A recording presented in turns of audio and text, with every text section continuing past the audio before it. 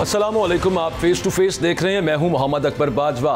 इमरान खान साहब अपने ऊपर होने वाले कातिलाना हमले और उनकी पार्टी के लोगों पर भी जो तशद्दुद हो रहा है, जो FIR हुई, जो सब मामला है, उसका जिम्मेदार वो एक इंटेलिजेंस ऑफिसर को करार दे रहे हैं। जो कल इंटरव्यू हुआ जनाब, उसमें एक मेजर रिटायर्ड खुर्रम रोखड़ी साहब हैं।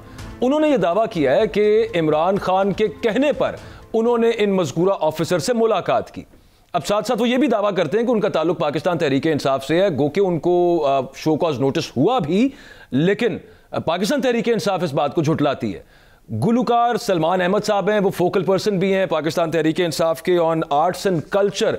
वो भी एक मुलाकात में इन मेजर रिटायर्ड साहब के साथ उन इंटेलिजेंस ऑफिसर के पास गए थे और इमरान खान के रिप्रेजेंटेटिव के तौर पर साथ गए थे।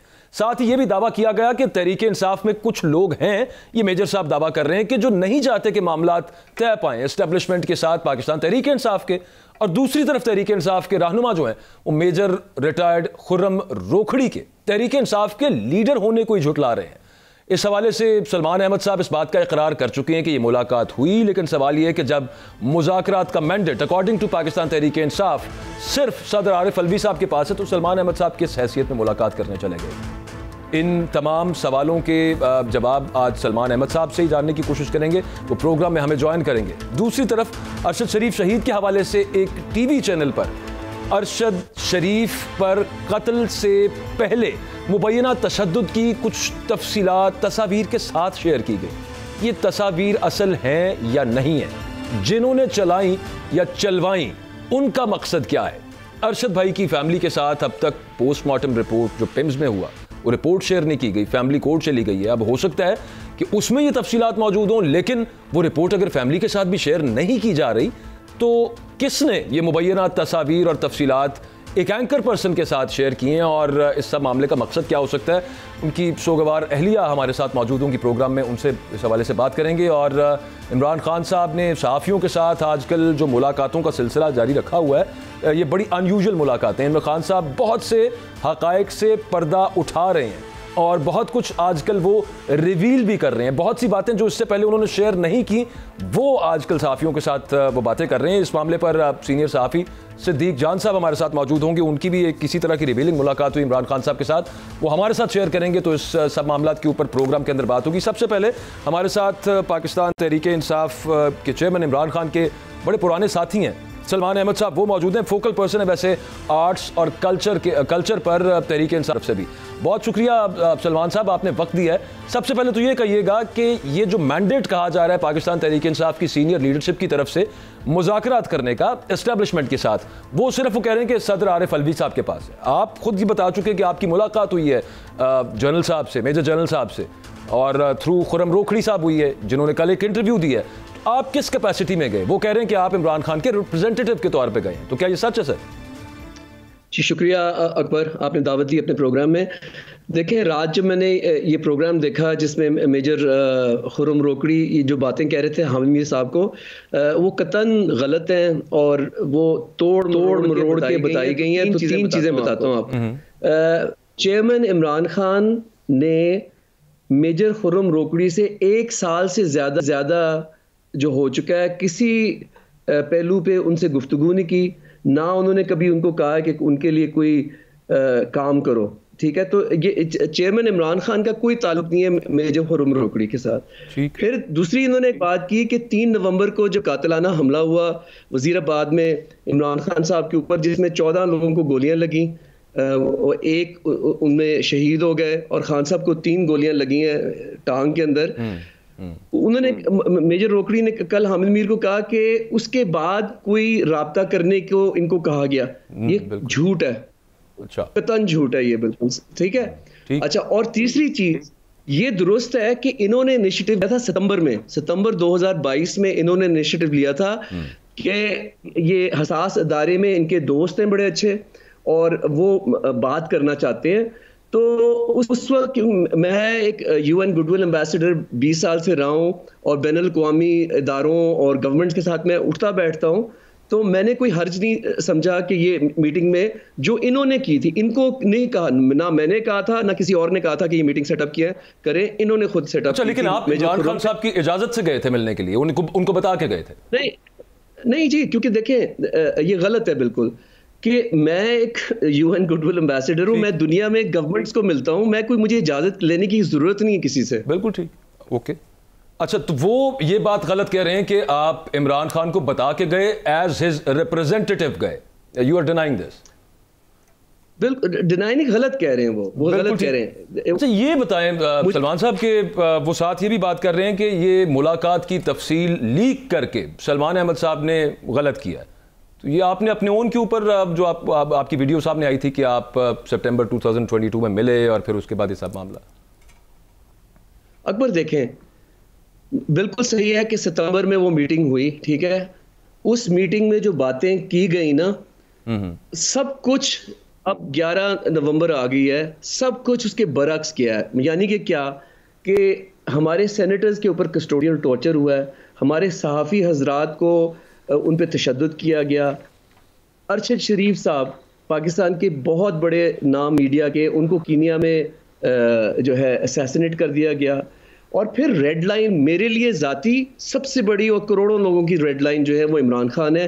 3 नवंबर को उनके ऊपर जो वज़ीराबाद के अंदर जो हमला हुआ, ये कातलाना हमला, उसके बाद मैंने वो वीडियो बनाया था, जो मैंने क्या कहा था कि ये हमारा मुल्क जो है ये अमन की तरफ जाएगा, ये डिग्निटी की तरफ जाएगा, या ये इसी तरह करके जो है हम एक दूसरे को ख़त्म कर देंगे।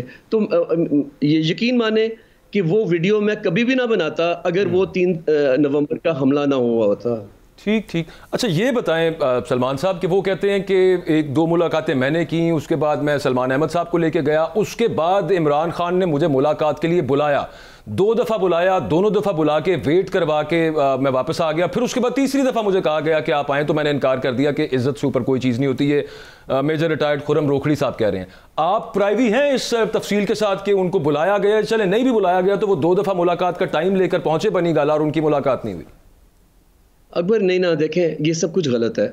मैं आपको बताता हूँ क्या उनकी ख्वाहिश। देखिए, first of all major Khurram की और हसास इदारे के साथ बहुत करीबी उनके वो ताल्लुकात हैं, बहुत करीबी हैं, ठीक है, और पुराने हैं बहुत ज़्यादा। वो एक दूसरे को बहुत पुराना एक दूसरे को जानते हैं, ठीक है। उन्होंने इनिशिएटिव लिया मेजर खुर्रम ने कि ये मैं उनसे जाके बात करता हूँ और मैं ये, और वो बिकॉल उनके के बेहतरी होगी कि जो भी वो बात करेंगे उससे कुछ बेहतरी निकलेगी, ठीक है। लेकिन ना खान साहब ने इनको कहा था, ना मैंने कहा था, ये खुद इन्होंने किया। अच्छा, फिर जब ये मीटिंग तीसरी जो इन्होंने बताया ना कि जब मैं गया उनके साथ, ठीक है, उस मीटिंग के बाद इन्होंने कहा कि आप मेरी इमरान खान से मुलाकात करा सकते हैं, ये खुर्रम रोकड़ी ने मुझे कहा, ठीक है। और मैंने कहा जी मैं कोशिश कर सकता हूं, लेकिन मैं आपको कंफर्म तो नहीं कर सकता क्योंकि करोड़ों लोग मिलना चाहते हैं खान साहब को, और मैं कोशिश जरूर करूंगा। तो ये दुरुस्त है कि मैंने कोशिश की और लेकिन वो मीटिंग नहीं हो पाई। उसकी वजह से फिर ये खुर्रम जो है इनका जो है रद्द अमल थोड़ा बदला। बिल्कुल ठीक है। वो ये कहते हैं कि आप अब इसको कंफर्म कर रहे हैं कि आपने कोशिश की, मुलाकात नहीं हो पाई। वो कहते हैं जी जिस दिन मेरी मीटिंग थी वहां पे मैं वेट करता रहा, एक और ऐसे बंदे की मीटिंग करवा दी गई जो नहीं चाहता था कि मामला ठीक हो तहरीक इंसाफ के एस्टेब्लिशमेंट के साथ। इसको भी कंफर्म कर रहे हैं कि किसी और की मुलाकात, या ये भी इल्ज़ाम लगा रहे हैं? बस वो इल्ज़ाम लगा रहे हैं ना अकबर, ऐसा कुछ भी नहीं हुआ, कभी भी नहीं ऐसा हुआ। वो जो कहते हैं कि एक हल्का है, एक सेक्शन है पाकिस्तान तहरीक इंसाफ के अंदर, नाम उन्होंने किसी का नहीं लिया, लेकिन वो कहते हैं जी खान साहब को वो चाहते हैं कि उनके मामलात आगे बेहतर ना हो और ये दोनों लड़ाई जो ये बंद नहीं होनी चाहिए। ये कुछ लोगों का दिल है पीटीआई के अंदर और खान साहब उनकी बातें सुनते हैं। अकबर देखें, मैं इंटरनल जो भी खुर्रम रोकड़ी के ऊपर जो गुजरी है, मुझे उसके बारे में ये नहीं पता। ये मैंने आपको जो जितनी बातें थी ना जो बज़ाहिर हुई वो मैंने एग्जैक्टली आपको बताया है। उन्होंने मेरे से रिक्वेस्ट की थी कि क्या आप खान साहब से मेरी मीटिंग करा सकते हैं। मैंने कहा जी मैं खुर्रम में ज़रूर कोशिश करूँगा। मैंने कोशिश की लेकिन वो नहीं हुई मीटिंग। सही। मगर इसमें मैं एक सलमान, मैं आपसे ये पूछना चाह रहा हूँ, आपने कहा है कि खुर्रम जो मेजर रोकड़ी हैं उन्होंने एक गलत बात की है, वो मतलब सच नहीं बता रहे। मगर मेरा आपसे सिंपल सवाल है, what he wants to get out of it? क्यों वो कोई कन्फ्यूजन फैला रहे हैं और उसका मकसद क्या हो सकता है? अगर कोई बंदा झूठ बोलता है तो आपकी राय में वो क्यों कर रहे हैं ये सारा कुछ? देखिए मेरी राय तो क्या, मैं तो सिर्फ आपको फैक्ट्स देना चाहता हूँ कि कल उन्होंने आके इस प्रोग्राम, मैं आपसे आज क्यों बात कर रहा हूँ, मुझे तो ज़रूरत नहीं थी कोई बात करने की कल जब, लेकिन उन्होंने आके बातें की हामिद मीर साहब से, वो दुरुस्त नहीं है वो बातें, तो क्या उनके पे गुजर रही है ये मुझे नहीं पता। अच्छा, ये थोड़ा सा एक दफ़ा आपने वैसे अपनी वीडियो में वो शेयर किया कि आपकी क्या मुलाकात के अंदर बातें हुई थी, जो बात कर रहे हैं ये रोकड़ी साहब कि वो जो ऑफिसर है उन्होंने कहा कि जी मैं ऐसा क्यों चाहूँगा, और बाकी किसी भी किस्म का जो तशद्दुद है और बाकी किसी भी किस्म की जो मुतशद्दिद कार्रवाइयाँ हैं जिसका इल्ज़ाम उन इंटेलिजेंस ऑफिसर की तरफ जाता है, वो तो कहते हैं कि ये कर ही नहीं सकते वो बिल्कुल भी। और रोकड़ी साहब ये क्लेम भी करते हैं कि वो बहुत पुराना उनको जानते हैं, और दूसरा मुलाकात के अंदर भी वो कहते हैं कि यही बात हुई थी। आपके साथ जो मुलाकात हुई थी तो वो जो इंटेलिजेंस ऑफिसर है उन्होंने आपको क्या यकीन दहानी कराई थी कोई, और साथ यकीनी तौर पर कहा होगा कि हम ये मामला नहीं कर रहे? नहीं, इसमें तो कोई गुफ्तगू नहीं हुई। देखें जी, जो सितंबर की मुलाकात थी ना, सितंबर की, उसमें मैंने उनको वो बातें बताई जो एक पाकिस्तानी बताएगा कि जो अदारे के लोग हैं ना, जो पाकिस्तान की इंटरनल और एक्सटर्नल सिक्योरिटी के जिम्मेदार हैं, मैंने उनको बताया, मैंने कहा जी देखें इस वक्त मुल्क जो है वो बिल्कुल नीचे को जा रहा है और ये कातिलाना हमले हो रहे हैं। मेरे ऊपर FIA का नोटिस आया जो राना सनाउल्लाह ने भिजवाया, और वो भी हामिद मीर के 22 अगस्त के शो में उन्होंने राना सनाउल्लाह को उसके बारे में बताया, और राना सनाउल्लाह ने धमकी दी मुझे गिरफ्तार करने की। तो देखिए मैं एक इस मुल्क का जाना पहचाना इंसान हूँ, मैं एक UN गुडविल एम्बेसडर हूँ, तो मेरे लिए यही था कि जो लोग इंटरनल और एक्सटर्नल सिक्योरिटी के जिम्मेदार हैं उनको जाके ये आगाह करनी चाहिए कि पाकिस्तान में लोगों को जो है तशद्दुद का निशाना बनाया जा रहा है, टेयर गैस, रबर बुलेट्स चल रही हैं, तो ये किस तरह की सिक्योरिटी है, ये किस तरह की जमहूरियत है। तो उन्होंने मुझे, जिस तरह मैंने अपने वीडियो में बताया, उन्होंने मुझे एक जो कहते हैं ना कि एक दिलासा देने के लिए उन्होंने कहा कि ये बेहतरी की तरफ को जाएंगी चीज़ें जो हैं। लेकिन वो सितंबर की मीटिंग के बाद और अब ये 3 नवंबर का जो कातिलाना हमला हुआ है इमरान खान साहब के ऊपर, तो बरअक्स सब कुछ हुआ। इसलिए मैंने वो वीडियो बनाया क्योंकि ये क्लियर रेड लाइन क्रॉस हो गई थी कि मतलब कि आप इमरान खान के ऊपर ऐसा कातिलाना हमला देखते हैं और उसके अंदर फिर आप देखते हैं कि आधे घंटे के बाद जो एक शूटर है उसकी जो कन्फेशन है वो PTV पे चल जाती है। मतलब ये क्या हो रहा है पाकिस्तान के अंदर। और फिर खान साहब ने 3 लोगों का नाम लिया जिसके लिए वो FIR काटने की कोशिश कर रहे हैं। एक फॉर्मर प्राइम मिनिस्टर, जिसके अंदर प्राइम मिनिस्टर शहबाज शरीफ, राना सनाउल्लाह साहब और ये जो हसास इदारे के जो ऑफिसर हैं, इन तीनों के नाम खान साहब ने लिए। सलमान भी अभी तो वैसे कोई थ्रेट नहीं है आपको आजकल? मैं आपको बता रहा हूं कि ये जब लॉन्ग मार्च हो रही थी तो मेरे वालिद को, 85 साल के वालिद को, मेरी वालदा को फ़ोन करके बताया गया कि अगर ये मुल्क से बाहर ना गया तो उसको गोली से मार दिया जाएगा। तो मैं आपके प्रोग्राम में भी यही कह रहा हूँ कि किसी की भी, अगर मैं नहीं महफूज तो कौन सा पाकिस्तानी महफूज है। सही। अच्छा, ये थ्रेट कहाँ से, अननोन नंबर से किसने दी आपके ख्याल में?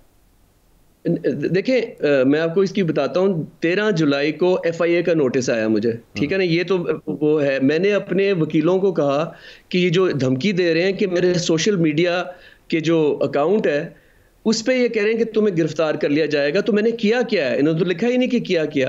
तो वकीलों ने FIA को लिखा और बार बार लिखा, 3 दफ़ा लिखा, सब कुछ मेरे पास है, उधर से कोई जवाब नहीं आया। फिर ये हामिद मीर के 22 अगस्त के प्रोग्राम में जो राना सनाउल्लाह थे, उन्होंने डायरेक्टली मेरा नाम लेके धमकी दी कि मुझे गिरफ्तार कर लेंगे। और फिर मैंने ये भी अनाउंस किया कि जो मुझे पता था कि खान साहब के ऊपर एक कातिलाना हमला होगा, ये एक इनसाइड सोर्स ने मुझे बताया था। अच्छा। तो आपने भी इसका मतलब खान साहब को इस हवाले से पहले मुतनब्बे किया हुआ था? जी, 22 अगस्त को। ओके, अच्छा। और अच्छा, एक चीज़ है, कल खान साहब ने अरशद शरीफ शहीद साहब के हवाले से एक बयान दिया, मैं चाहता हूँ आप सुन लें, उस पर एक सवाल आपसे कर रहे हैं। चलाइए प्रोड्यूसर साहब। जो अरशद शरीफ से इन्होंने किया है, अरशद शरीफ की मुझे पता है, अरशद शरीफ जब मुझे कह रहा था कौन कौन उसको धमकियां दे रहा था, जो मुल्क से बाहर गया है, और अरशद शरीफ में मैं बाद में बात करूंगा। तो ये इमरान खान साहब जो अरशद शरीफ साहब के हवाले से कह रहे थे, साहब वो कह रहे थे कि मुझे पता है कि कौन धमकियां दे रहा है। अपना सलमान से भी, उनको भी थोड़ा सेंड कर लें। सलमान, मैं एक चाह रहा था खान साहब की, ये मेरी राय है कि खान साहब वाकई इस पर कोई शक नहीं कि वो रवायती एक लीडर नहीं है, वो अपने बारे में पाकिस्तान की तारीख में इस तरह नहीं हुआ कि आप इतने इतने बड़े नाम अपना FIR के लिए बता दें। तो आप नहीं समझते इस तरह का जो दलेर लीडर है, एक रेपुटेशन का लीडर, अगर खान साहब पाकिस्तान के लोगों का कंसर्न है अरशद शरीफ से, तो वो नाम भी बताएं जो उनको बताए गए हैं। तो ये क्या खान साहब के पास एक अमानत नहीं है लोगों के लिए? देखिए ताहिर साहब या अकबर, मैं आपको देख नहीं सकता तो दोनों के नाम ले रहा हूँ। ताहिर साहब पूछ। जी ताहिर, जो अरशद शरीफ साहब ने सेमिनार में ना, रजीम चेंज सेमिनार में जो कुछ महीने पहले इस्लामाबाद में जब वो वहाँ थे ना, वो अगर आप 10 मिनट का वीडियो यूट्यूब पे वो देख लें, और उस वीडियो के अंदर वो जो नाम ले रहे हैं और वो बता रहे हैं कि कौन से लोग मुलव्विज़ हैं इस रजीम चेंज के अंदर, ठीक है ना, वो सब बात सामने सारी नजर आ जाती है। फिर अरशद शरीफ की वालिदा जो है उनसे बात कर लें कि उनका शक किसके ऊपर है। तो खान साहब देखें, एक दिलेर लीडर, आप बिल्कुल दुरुस्त कह रहे हैं। मेरी तरबियत 40 साल से, जब से मैं उनके साथ क्रिकेट खेलता था, उन्होंने मेरी तरबियत ये की है कि सच बोलो, डरो नहीं। ये जो है ना, हक के साथ खड़े हो और बदी के खिलाफ आवाज बुलंद करो। तो वो जब इतने ज्यादा पिछले 6 महीने के अंदर ये हादसात हुए हैं, 25 मई को आप देख लें कि 2 तो शहीद वर्कर्स हुए 25 मई को, जिसपे राना सनाउल्लाह ने उनकी ट्वीट्स हैं जो वो धमकियां, वो तो मतलब रिकॉर्डेड ट्वीट्स हैं, और राना सनाउल्लाह और शहबाज शरीफ साहब के मॉडल टाउन मैसेकर की ये तारीख सामने है। जुडिशल ये वो जो कस्टोडियल मर्डर्स जो हैं वो उसकी तारीख सामने है। तो हम ये भी नहीं कह सकते। अब देखें, फॉर्मर एक प्राइम मिनिस्टर है इमरान खान, अगर वो अपने FIR में, FIR का मतलब क्या है, फर्स्ट इंफॉर्मेशन रिपोर्ट, कि जिस पे आपको शक है उसी का नाम लेना ना आपने, वो दर्ज ही नहीं होने दे रहे। क्यों नहीं दर्ज होने दे रहे? क्योंकि ये बहुत ताकतवर लोग हैं और ये कंट्रोल करते हैं हर चीज़ को। अच्छा सलमान, मैं ये आपसे, आपने कहा कि 40 साल से आप, और ये एक सच है, हर एक को पता, आपका बड़ा उनसे करीबी तल्लुक है। आप खान साहब जा रहे हैं इस्लामाबाद, पिंडी जा रहे हैं, किस्म का एक फ़ाइनल, समझ लें उनकी ज़ुबान में फ़ाइनल ओवर है। आप क्या एक्सपेक्ट करते हैं खान की लीडरशिप से? क्या वो अग्रेशन देख रहे हैं, मुहासरा देख रहे हैं, निगोशिएशन देख रहे हैं, डिफीट देख रहे हैं? क्या आप एक्सपेक्ट करते हैं अपने लीडर से? इमरान क्या करेंगे वहाँ जाके इस्लामाबाद? अकबर साहब देखें, खान साहब ने ना 26 साल के अंदर हमेशा पुरअमन एहतजाज किया है, आइन और कानून के दायरे में रह के किया है। पिछले 6 महीने के अंदर उन्होंने 75% जो है ना वोट लिया है उन्होंने, और उसकी वजह से जो पंजाब का सूबा है वो उनके पास आया है, KP उनके पास है, गिलगित बल्तिस्तान उनके पास है, आज़ाद कश्मीर उनके पास है। और अभी ये जो लॉन्ग मार्च है, वो क्या बात कह रहे हैं? वो कह रहे हैं कि 6 महीने पहले जब मैं वज़ीर आज़म था तो 6% जो इकॉनमी का रेट था ग्रोथ का, वो 6% था। जब से ये इम्पोर्टेड हुकूमत आई है तो वो 0.85% पे आ गया और पाकिस्तान डिफ़ॉल्ट की तरफ जा रहा है। तो वो कहते हैं जी कि हम कह रहे हैं कि इस मुसीबत में से निकलने के लिए सही हमें फ्री फेयर इलेक्शंस की डेट दे दें, आज़ाद मुनसिफाना इंतखाबात की डेट दे दें, सिर्फ ये कह रहे हैं और कुछ तो अगर ये डेट नहीं मिलती, यही मेरा आपसे क्वेश्चन है, वो बिल्कुल आपकी बात माकूल है, अगर वो डेट नहीं मिलती तो फिर खां में आप क्या देख रहे हैं? वो फास्ट बॉलर देख रहे हैं, बाउंसर देख रहे हैं, कि वो आराम से फिर कहेंगे सुबह के टाइम यार फिर अगले हफ्ते फिर आएंगे? वो क्या करेंगे? यही सवाल कर रहा हूँ आपसे। सर, खान साहब ने हमेशा कहा है कि मैं आखिरी बॉल तक लड़ता रहूंगा। ठीक है, आखिरी बॉल तक लड़ते रहेंगे। ठीक है, बहुत शुक्रिया, आपने अपना कीमती वक्त दिया। सलमान हमारे साथ मौजूद थे। ताहिर मलिक साहब, एक चीज़ तो यहाँ पे वाज़ेह है, ये जो खुर्रम रोखड़ी साहब मेजर रिटायर्ड आए, उन्होंने जो इंटरव्यू दिया है कल और उसको टोटली रिफ्यूट कर रहे हैं सलमान अहमद साहब की, इस तरह की बातें नहीं हुई, लेकिन वो उनको अचानक याद आ गया कि एक जमहूरी पार्टी है, पाकिस्तान तहरीक इंसाफ वाले कहते हैं कि ये कौन सी पाकिस्तान तहरीक इंसाफ का कौन सा ओहदेदार है, हमें तो नहीं इसका पता। शोकॉज अलबत्ता उनको हुआ है पाकिस्तान तहरीक इंसाफ की तरफ से कि उन्होंने एक प्रोग्राम के अंदर उन जनरल साहब का वो नाम ले रहे हैं, उनकी हिमायत में बातें की थी। अच्छा अकबर, मुझे सलमान मतलब काबिल इज़्ज़त है, मैं कोई उन पर कोई पर्सनल अटैक नहीं कर रहा, मगर मुझे खुद समझ नहीं है जितना उनका रिश्ता है, जो खान साहब ने खुद बता दिए 40 साल से रिलेशन है, फिर उनके फोकल पर्सन है। एक आइडेंटिफिकेशन है आपकी, ठीक है, डुअल आइडेंटिटी है, आप UNO के हैं, मगर यार ये किस तरह हो सकता है कि आप इमरान खान के इतने क्लोज हों और खान साहब की लड़ाई ये कोई सितंबर से नहीं शुरू हुई है, खान साहब की जो इस्टेब्लिशमेंट से टोन में चेंज आई है वो अप्रैल से है। बल्कि आपको अगर याद हो जब खान साहब लास्ट डे वज़ीर आज़म थे तो खान साहब ने कहना शुरू कर दिया था कि बाहर से जो भी साजिश होती है वो अंदर से सूलतकार होते हैं। मैं डाइजेस्ट नहीं कर पा रहा कि ये किस तरह हो सकता है कि खान साहब एक बात तो बड़ी क्लियर है मालिक साहब, वो ये है कि ये जो सामने आए हैं और जो भी बातचीत हुई है, चाहे वो इनकी वीडियो की वजह से जो सलमान साहब ने रिलीज़ की कि मेरी मुलाकात हुई थी उसकी वजह से सामने आए हो, लेकिन वो ये है एक जो बयानिया बनाने की वहाँ पे कोशिश हमें नज़र आई है वो ये है कि एक तरफ ये हमें लताड़ते रहते हैं खान साहब, दूसरी तरफ हमारे से बातचीत करते हैं। ये स्टिक करेगा? असल जो उनका जो पर्पस है वो क्या पूरा होगा? वैसे नहीं Akbar, I must appreciate your intelligence. मैंने जो उनसे सवाल किया था ना कि आपका ख्याल है कि मेजर रोकड़ी क्यों झूठ बोल रहे हैं, उसकी वजह यही थी, अगर वो खान के साथ नहीं है, लॉजिकली है कि वो पाकिस्तान के अवाम में ना एक बेदिली फैलाना चाह रहे हैं कि देखो जी एक तरफ तो बड़ा हीरो बना हुआ है, एक तरफ तो कहता है कि मैं सच के साथ हूँ, मैं रियासत मदीना हूँ, मैं इस्टेब्लिशमेंट से पाकिस्तान के इंटरेस्ट के खिलाफ किसी से बात नहीं करूँगा, दूसरी तो पंजाबी अंदरों मुलाकातें भी हो रही हैं। तो मैं समझता हूँ ये जो सलमान साहब स्क्रीन पे हैं इसकी यही वजह है कि कहीं ना कहीं इनको ये समझ आई है कि अब कातलाना हमला हो गया, अब हमें ना एक पॉइंट पे खड़ा होना पड़ेगा और वो अनफॉर्चुनेटली, ये मेरी राय है, वो कन्फ्रंटेशन मुझे नज़र आ रही है, मुहाजरा ही नज़र आ रही है, क्योंकि इन्होंने ये कोशिश ये कर रहे हैं अपने व्यूअर्स के लिए, पाकिस्तान के जो सपोर्टर हैं PTI के लिए कि भाई साड़ी इस्टेब्लिशमेंट में कोई कुर्बत नहीं, हमने तो अब लड़ना ही है। क्योंकि खान साहब की टोन कल आपने देखी है जो सहाफ़ियों के साथ थी, जो उन्होंने मुलाकात की है, जलसों में आप देख लें, हाँ की टोन बड़ी अग्रेसिव है। आपको नहीं लग रहा? चलें इस पे हमने डिटेल में बात करनी है। जो खान साहब के साथ सहाफ़ियों की जो बातचीत हुई है, जो मुलाकात हुई है, वो भी आज शेयर करेंगे। बहुत सारी ऐसी चीज़ें जो वो पहले नहीं रिवील करते थे अब वो रिवील कर रहे हैं, इस पर भी प्रोग्राम में बात होगी। लेकिन इसके ब्रेक से वापस आते हैं, तो ब्रेक से वापस आके हम बात करेंगे कि अरशद शरीफ साहब के हवाले से एक निजी TV चैनल के ऊपर जो मुबैना तफसीलात और तस्वीर उन पर मर्डर होने से पहले तशद्दुद की चली हैं, उनमें कितनी सदाकत है, ये कहाँ से आई हैं, किसने दी हैं, इस ब्रेक के बाद बात होगी।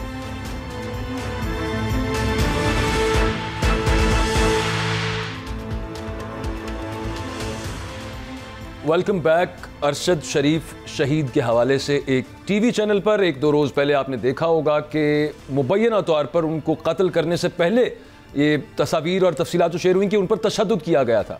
ये तस्वीर असल हैं या नहीं है, जिन्होंने चलाई उनका मकसद क्या है, जिन्होंने ये लीक की उनका क्या मकसद हो सकता है। हमारे साथ अरशद शरीफ मरहूम की सोगवार अहलिया मौजूद हैं, जवेरिया सिद्दीक साहिबा।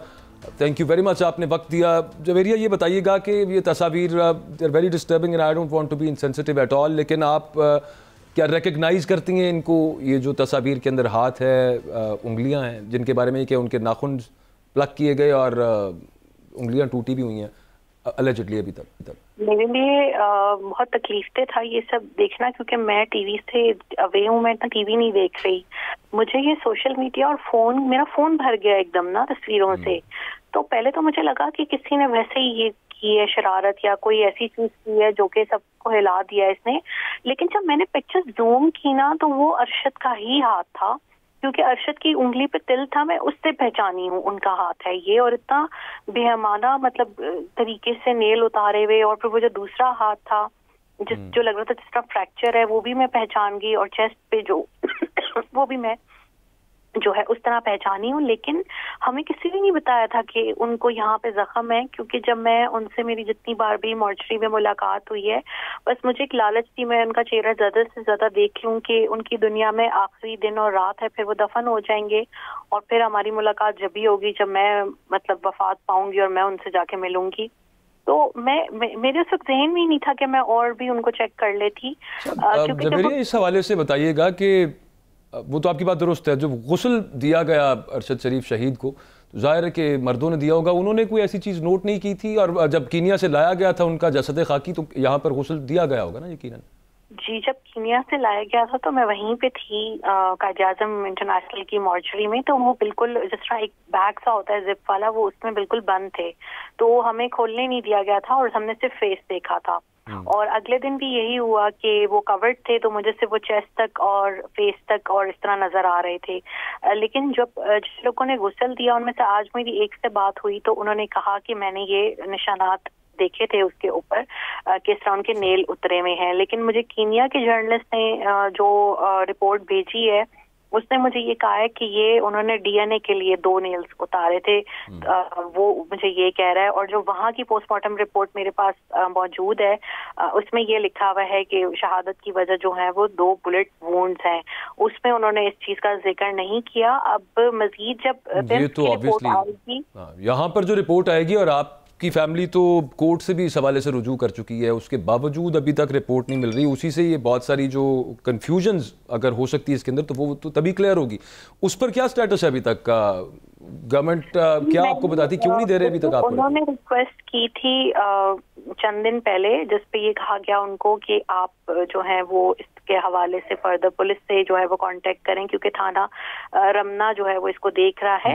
लेकिन आज मैंने दोबारा उनसे रिक्वेस्ट की, डायरेक्टर जो हैं पिम्स के, और उन्होंने मुझे ये कहा है कि हम आपको मंडे तक ये हैंड ओवर कर देंगे। और जब मैंने उनसे ये रिक्वेस्ट की कि मैं इद्दत में हूँ, मैं बाहर नहीं निकल रही अब, तो उन्होंने कहा कि आप अपनी रेलेवेंट डॉक्यूमेंट्स भेज दीजिएगा तो हम आपके भाई को दे देंगे। मेरी आज उनसे अभी दोबारा बात हुई है और मैंने उनसे कहा कि इसमें डिले ना किया जाए और हमें ये दिया जाए और ये चीज लीक ना की जाए मीडिया में या पिक्चर्स। और उन्होंने इस बात को माना है कि ये पिक्चर्स जो हैं वो पेन से लीक हुई हैं और वो इस हवाले से इंक्वायरी कर रहे हैं। अच्छा जोहर, ये मैं पूछना चाह रहा था, खान साहब ने कल बड़ी तकलीफ दे बातें आपसे करना, मतलब आसानी नहीं लग रही मुझे, हम भी इंसान हैं, हमारे लिए भाइयों की तरह था वो, आप हमारे लिए बहन है। तो खान साहब ने कहा कि मुझे अरशद ने शेयर किया था कि मुझे कत्ल करने का एक प्लान है और ये मेरे कातिल होंगे। तो आप खान साहब से इस तरह की, क्योंकि आप फैमिली हैं, आपका तो वो कहते हैं ना दिल ही एक किस्म का छिन गया, तो आपको खान साहब से करेंगे इस हवाले से कोई रेफरेंस में मिलेंगे, कोई उनसे रब्ता करेंगे कि पता चले? मेरा और खान साहब का कोई रब्ता नहीं है, क्योंकि मैं इतना पॉलिटिकल पार्टीज को कवर नहीं करती, तो मेरा इतना पॉलिटिकल लोगों से वो नहीं है इंटरेक्शन, और ना ही मेरी कोई हालिया दिनों में उनसे किसी किस्म की भी जो है वो बात हुई है। लेकिन जो सब लोग मेरे हस्बैंड के लिए, इंसाफ के लिए आवाज उठा रही हैं, उन सबका बहुत शुक्रिया।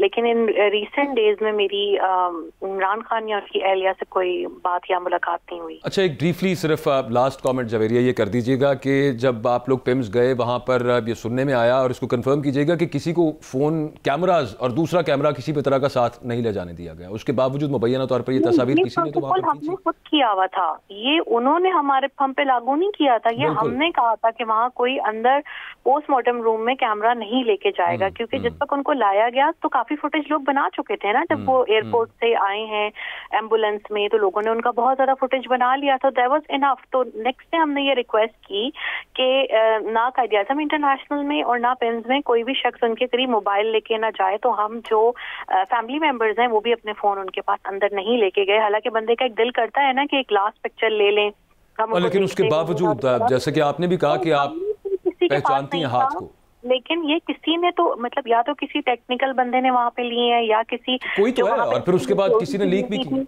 जी, क्योंकि ये बहुत गलत बात है। अरशद बहुत शर्मो हया वाले इंसान थे और बहुत हम अपनी जिंदगी में प्राइवेट रहे हैं, अपने हमारे कभी भी इमेजेस चीजें नहीं देखे होंगे, हम भी घूमते फिरते थे, हमारी भी एक नॉर्मल जिंदगी थी इन सब वाकयात से पहले, लेकिन हम अपने काम पे तशहीर लेना पसंद करते थे, अपनी जिंदगी पे नहीं कि लिंक पे क्लिक करें हमारे घर में क्या हो रहा है, हमें ये चीजें नहीं पसंद थी। तो उससे मतलब शहीद के जस्ते खाकी की भी एक तरीके से जो है वो की गई तौहीन, हमें बहुत शदीद दुख पहुंचाया गया, और उसके ये उस उसूलों के खिलाफ है जो वो सहाफत करता था। वो जब किसी के लिए आवाज उठाता था या हम इमेज को ब्लर कर देते थे या ब्लैक एंड व्हाइट कर देते थे, लेकिन इदारे ने मुझसे जो है और एंकर ने जो है वो पर्सनली फोन करके अपोलोजाइज किया और उन्होंने वो चीजें हटा दी, और मैंने उनसे कहा कि आप जरूर आवाज उठाएं, आप लोग जरूर इस चीज को शेयर करें, लेकिन ब्लर करके, ब्लैक एंड व्हाइट करके, इस तरीके से नहीं कि लोग हमारा मीडिया ट्रायल शुरू कर दें कि मेरे पूरे फोन में वो मेरे मजलूम निहत्ते शहीद शौहर के हाथों से भर गया और लोग मुझसे पूछ रहे अच्छा जी बताइए उनके हाथ हैं, अच्छा जी, मतलब लोगों के अंदर एक इतनी इंसेंसिटिविटी आ गई है कि वो इंसान को इंसानी स्कूप समझते हैं। ये इंसेंसिटिव था, चलें, उन्होंने भी आपसे माफ़ी मांगी और हम दुआ गो भी हैं और आपके साथ कोशिश में भी हम शामिल हैं कि इंसाफ मिलेगा इंशाल्लाह। अरशद शरीफ शहीद साहब को उनके कातिलों का पता चलेगा और वो अपने अंजाम तक पहुँचेंगे। और सबसे पहले ये भी दुआ है कि मंडे को जो आपसे वादा किया है पोस्टमार्टम रिपोर्ट फैमिली को मिल जाए। बहुत शुक्रिया। हमारे साथ जवेरिया सिद्दीक साहब हैं। इमरान खान साहब सहाफ़ियों के साथ जो मुलाकातें कर रहे हैं, बड़ी खुली डुली बातें कर रहे हैं, वो क्या बातें हुई हैं, ब्रेक के बाद इस पर बात होती है।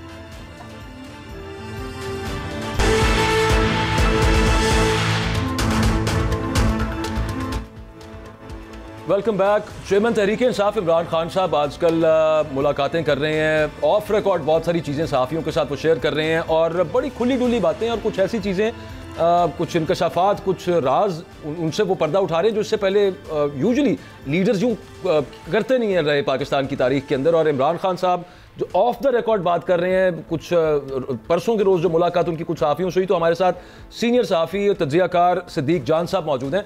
उनसे पूछते हैं कि क्या मुलाकात रही, कैसी मुलाकात रही। सिद्दीक, आपने वैसे तो बताया, आपके ट्वीट्स भी सबने देखे कि जो बातचीत इमरान खान साहब ने की, कुछ उसमें से ऑफ रिकॉर्ड होगा, कुछ ऑन रिकॉर्ड होगा, लेकिन आप समझते हैं कि ज़रा बढ़ता जा रहा है उनका जो temperature, if I may call it, बातों का। और अब जो बातें वो शेयर की, इससे पहले उन्होंने कभी शेयर नहीं थी की ये बातें। बिल्कुल आपने दुरुस्त कहा। इसकी दो वजूहात मुझे नजर आती हैं। एक तो वो मजीद दबाव बढ़ाना चाहते हैं, और क्योंकि उनको ये लग रहा है कि अभी तक जो बैकडोर चीजें चल रही हैं सदर पाकिस्तान के जरिए, उसमें कोई पेशरफ नहीं हो रही। एक तो यह है कि वो दबाव बढ़ाना चाहते हैं। दूसरी इसकी वजह यह है कि 29 नवंबर करीब, और वो इसलिए वो बहुत सारी बातें जो पहले वो नहीं कर रहे थे अब वो करना शुरू हो गए ऑफ द रिकॉर्ड। और मैंने ये बात कही जब मैं मिल के आया, और मुझे अंदाजा हुआ कि अभी तक इमरान खान साहब ने जो पब्लिक में बातें की हैं वो सिर्फ 2% है। 98% बात उन्होंने नहीं की। वो बहुत खौफनाक बातें कर रहे हैं। वो यहाँ तक कह रहे हैं कि किसको कितने प्लाट मिले, किसको कितना पैसा मिला, किसको अलीम खान ने कहां पर घर बना के दिए, किसको किस प्रॉपर्टी डीलर ने जो है वो नवाजा, कौन कहां बैठ के डीलें करता था। वो कहते हैं सब इंफॉर्मेशन मेरे पास है। वो कहते हैं जब मैं वज़ीर आज़म पाकिस्तान था तो कौन कहां पर किसको मिल रहा था, मुझे आईबी सारी रिपोर्ट दे रही थी और मुझसे छुपाया जा रहा था। और उस वक्त शहबाज शरीफ कहां जाके किससे मिलते थे। सिद्दीक जान साहब, ये जो बात हो रही है अलीम खान, वो इमरान खान साहब कह रहे हैं कि अलीम खान रिश्वत के तौर पर लोगों को नवाज रहे थे, इसलिए कि वो प्रेशराइज करें इमरान खान को कि उनको सीएम बना दिया जाए पंजाब का। बिल्कुल, बल्कि खान साहब तो यहाँ तक बताते हैं कि सारा जो बुज़दार के खिलाफ एक बात होती थी, उसकी वजह सिर्फ ये थी कि अलीम खान को बनाया जाए। और बार बार खान साहब को यही कहा गया, ये नहीं कहा जाता था कि आप बुज़दार को तब्दील करके कोई अच्छा बंदा ले आए, बल्कि स्पेसिफिक कहा जाता था कि उस बुज़दार को हटाकर अलीम खान को ले आए। और खान साहब कहते हैं कि अलीम खान को जो लोग लाना चाहते थे, उनका और अलीम खान का बिजनेस इंटरेस्ट था, प्रॉपर्टी के मामला थे, कोई जमीन थी, बहुत बड़ा एरिया था एक जमीन का, जो कि वैसे ग्रीन एरिया है, जो कि ज़रई रकबा आप समझ लें है, जहाँ पे कंस्ट्रक्शन नहीं हो सकती। लेकिन प्रेशर ये था कि इस जमीन को जो है वो इसकी जो चेंज कर दिया जाए इसको, कि यहाँ पे कंस्ट्रक्शन हो सके। और साथ ही इमरान खान साहब यहाँ तक बताते हैं कि नज़ीर चौहान जो है वो एमपीए पीटीआई के थे, उनकी एक 2 नंबर हाउस सोसाइटी पकड़ी गई।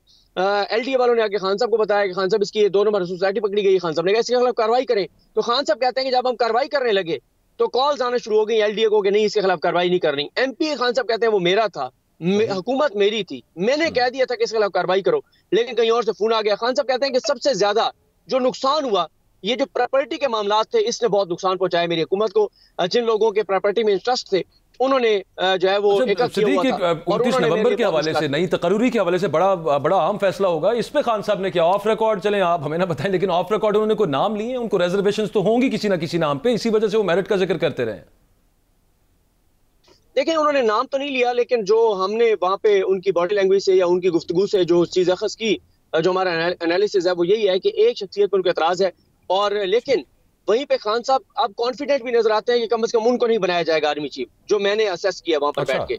लेकिन खान साहब ये समझते हैं कि वो विन विन पोजीशन में है। वो कहते हैं कि अगर मौजूदा आर्मी चीफ को तोसी देनी है तो भी मुझे फायदा है। वो कहते हैं कि मौजूदा आर्मी चीफ को जो तोसी मिलेगी वो मशरूत मिलेगी, वो अप्रैल तक मिलेगी, और वो इस शर्त पर मिलेगी कि मार्च में इलेक्शन होगा और अप्रैल में नई तकर्री आने वाली हुकूमत करेगी। और वो कहते हैं कि अगर नई क़यादत आ जाएगी तो उसको भी वो समझते हैं कि उनको फायदा है, क्योंकि नई क़यादत जो आएगी वो चीजों को इस तरह से कंटिन्यू नहीं करेगी, इस पॉलिसी को कंटिन्यू नहीं करेगी, तो वो समझते हैं इसमें भी उनको फायदा है। और वो ये कहते हैं, बार बार कहते हैं कि कोई भी आर्मी चीफ आ जाए मुझे कोई मसला नहीं है, बल्कि वो यहाँ तक कहते हैं कि मैंने 17 जुलाई को और उसके बाद अभी जो 8 नशिस्तों पर मैं इलेक्शन लड़ा था, वो कहते हैं इन दोनों इलेक्शन में सब मेरे खिलाफ थे, पूरा निजाम मेरे खिलाफ था, इलेक्शन कमीशन मेरे खिलाफ था, मीडिया को मेरे खिलाफ इस्तेमाल किया गया, पैसा चलाया गया, वसाइल इस्तेमाल किए गए, सब कुव्वतें मेरे खिलाफ थी, मैंने जीत के दिखा दिया ना। वो कहते हैं तो ज़िमनी इंतखाबात थे, जब आम इंतखाबात होंगे तो माहौल ही कुछ और होगा। तो वो ये समझते हैं कि कुछ नहीं होगा, बल्कि उन्होंने यहाँ तक भी कहा कि मुख्तदर हल्के जो है वो ईवीएम नहीं चाहते थे। वो कहते हैं कि मैंने कहा कि चीफ इलेक्शन कमिश्नर कौन होता है बात करने वाला कि जी ईवीएम नहीं होनी चाहिए, इसका काम था कानून के मुताबिक इलेक्शन करवाना, और कानून बनाएगी हुकूमत, पार्लियामेंट, इसका क्या काम है। तो इन्होंने, वो कहते हैं कि बाद में मुझे पता चला कि असल में इसके पीछे कोई और है जो नहीं चाहते कि ईवीएम आए, क्योंकि ईवीएम आ गया तो वो धांधली नहीं करवा पाएंगे, और धांधली नहीं करवा पाएंगे तो अपनी मर्जी के लोगों को नहीं ला पाएंगे। लेकिन ये सिर्फ ब्रीफली, फिर मलिक साहब आपसे कुछ पूछना चाह रहे हैं कि ये जो आपने बताया कि एक नाम पर आपको लगा कि उनको एतराज़ है और उस पर भी उनको उनकी जो रिजर्वेशंस हैं ये भी आपको लगा कि अब वो खत्म हो चुकी हैं, अब नाम पे नहीं लेकिन इस चीज़ पे कि इनको तैनात ना किया जाए, यानी कि उनको ऐसा महसूस हुआ आपको कि कोई यकीनदानी मिली है खान साहब को? क्या मुझे बिल्कुल ये मेरी उनके इर्द गिर्द के लोगों के से भी बात हुई, वो भी ये कहते हैं कि जिस नाम पे हमें एतराज़ है हमें ये बता दिया गया कि वो नहीं होंगे। तो मैंने कहा जी अगर जो है वो उनको लगा दिया गया, पहले भी तो आप खुद कहते हैं कि आपके साथ जो बातें की गई वो पूरी नहीं हुई, कहा कुछ गया हुआ कुछ, वो कहते हैं अगर ऐसा होगा तो हमारे पास बड़े ऑप्शंस हैं। वो कहते हैं अगर ये किया जाएगा तो फिर लड़ाई फिर खुल के आ जाएगी, फिर हम भी मैदान में हैं, फिर इसलिए हम जो है वो उस तकर्री के करीब करीब वहाँ पे पहुंचेंगे और वहाँ पे मौजूद होंगे।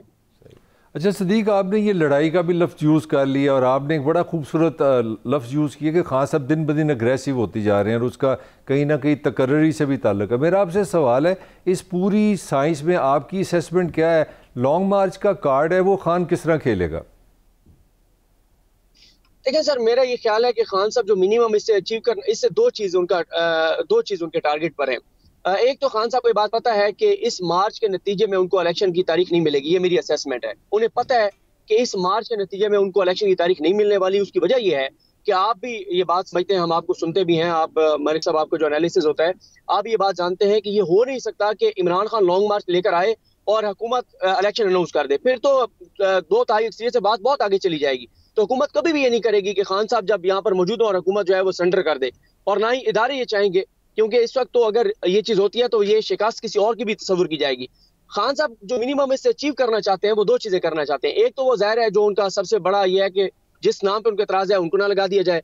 दूसरा वो जो मिनिमम अचीव करना चाहते हैं वो ये करना चाहते हैं कि जो नई क़यादत आएगी उसको कम से कम इस बात का अंदाजा होगा कि इमरान खान सड़कों पर कितने लोग लेकर निकले, उनकी बॉडी लैंग्वेज क्या थी, उनकी गुफ्तगू क्या थी, उनका कंटेंट क्या था, लोगों ने उस पर रिएक्ट क्या किया।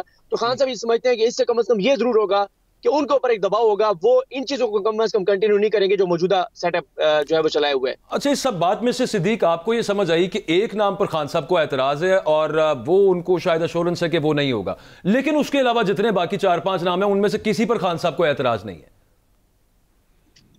बिल्कुल बिल्कुल, ये 100% है। ठीक। और बल्कि मैं आपको बताऊं, खान साहब के जो इर्द गिर्द लोग हैं वो कहते हैं कि जिस नाम पे खान साहब का एतराज है वो भी आ जाए ना तो कम से कम मौजूदा सेटअप से काफी हमारे लिए चीजें बेहतर होंगी। अब ये बड़ा सवाल है कि अंदर से जो चीजें आ रही हैं, आया वो वाकई वो चीजें हैं जो हो रही थी, या जो इंतहाई ऑथेंटिक जराए हैं, चाहे वो अरशद शरीफ साहब के थे या इमरान खान साहब के हैं, वो फिर क्या गलत चीज इमरान खान को और अरशद शरीफ को बता रहे थे? तो ये एक बड़ा सवाल है जिसका तहकीकात में ये पता चलेगा।